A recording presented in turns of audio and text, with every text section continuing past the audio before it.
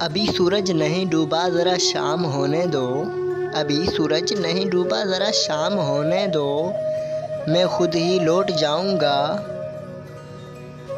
مجھے ناکام ہونے دو۔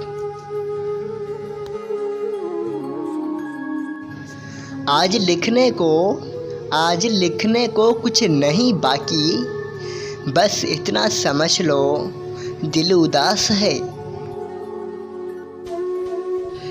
جن کی قسمت میں لکھا ہو رونا محسن، جن کی قسمت میں لکھا ہو رونا محسن، وہ مسکرا بھی دیں تو آنسو نکل آتے ہیں۔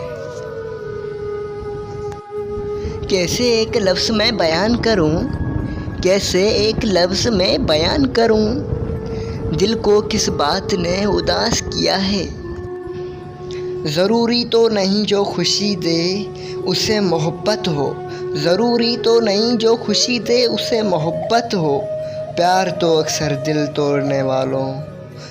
توڑنے والوں سے بھی ہو جاتا ہے۔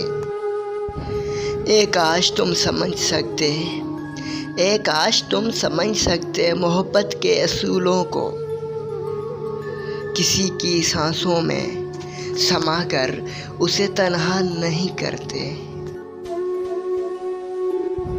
ہم وقت گزارنے والے نہیں، رونق محفل ہیں۔ زندگی بھر یاد کرو گے کہ زندگی میں آیا تھا کوئی،